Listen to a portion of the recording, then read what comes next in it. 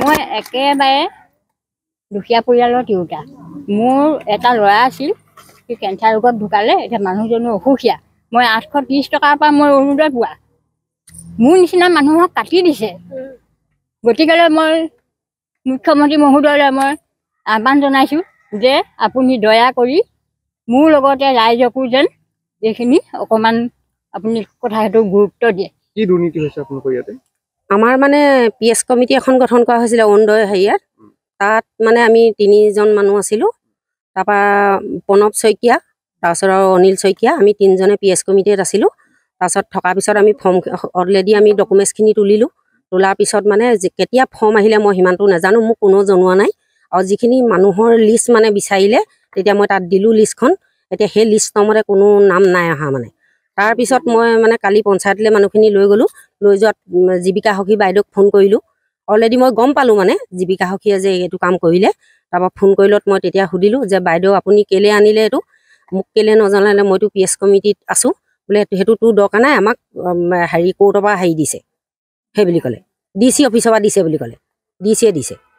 কোনবিলাক মানুহে নাপালে, কোনবিলাকে এতিয়া বিধৱাই নাই পোৱা, বিকলংগই নাই পোৱা, অবিবাহিতে নাই পোৱা, তেনেকুৱা বহুত থাকি গ'ল আৰু বহুতখিনি থাকি গ'ল। দুখীয়া শ্ৰেণী যিমান মানুহ আছে মানে কোনো পোৱা নাই, সেইখিনিয়ে পোৱা নাই।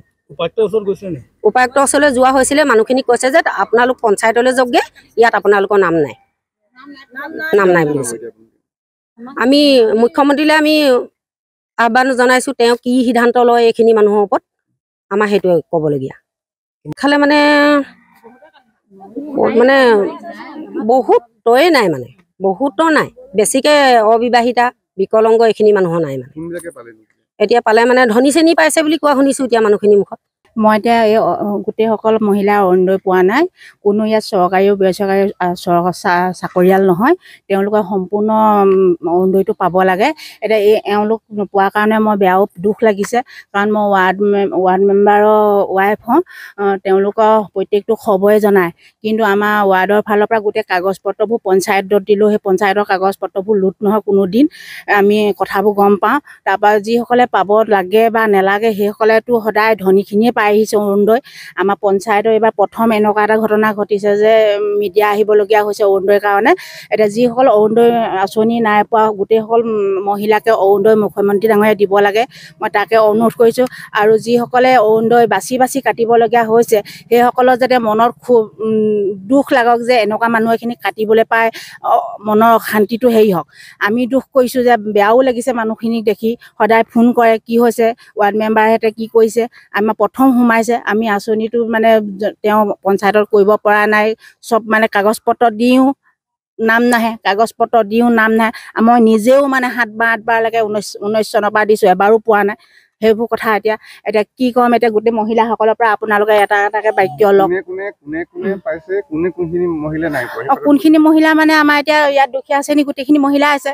কোনো চৰকাৰী আঁচনি নাই, কোনোবাই মানুহজনে মিস্ত্ৰী কৰে, কোনোবা হাজিৰা কৰে, সেইখিনি মানুহে পোৱা নাই। এতিয়া চাকৰি কৰা মানুহ এতিয়া আছে, তদন্ত কৰিবলৈ এতিয়া আমি মুখে ডাইৰেক্ট ক'বলৈ বেয়া পাওঁ কিছুমান কথা।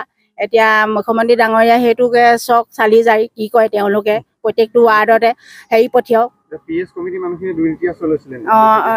PS কমিটিৰ বিষয়ে মই বহুত নাজানো বাৰু, এওঁ ক'লে ন সেইটো কথা। এতিয়া মই যিসকল সখী জীৱিকা সখী আমাৰ ইয়াৰ পঞ্চায়তৰ শান্তিপুৰ পঞ্চায়তত তেওঁলোকে কোৱা শুনিছোঁ যে তেওঁলোকে সম্পূৰ্ণ এইটো কথাত জড়িত আছে বুলি কোৱা শুনিছোঁ।